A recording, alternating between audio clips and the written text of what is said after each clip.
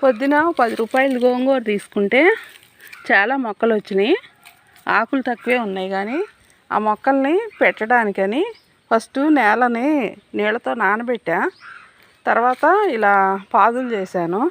ప్రతి పాదు దగ్గర నా దగ్గర ఉన్న మొక్కల్ని సుమారుగా పెట్టేశాను. ఇప్పుడు వీటిని చక్కగా ఇలా నీళ్ళు పోసేసి ఇందులో పెట్టేయాలి. ఇవి కాస్త పెద్దవిగా ఉన్నాయి కదా, అందుకని కొంచెం లోతుగా తీయాల్సి వచ్చింది. ఇలా పెట్టాను. కుదుళ్ళు అవుతాయి కానీ ఇంకా అంత తవ్వలేక ఇంత మటుకు పెట్టా. ఒక 8 కుదుళ్ళు అయినట్టున్నాయి. మళ్ళా బాగా ఆకులు వచ్చినాక చూపిస్తా మీకు.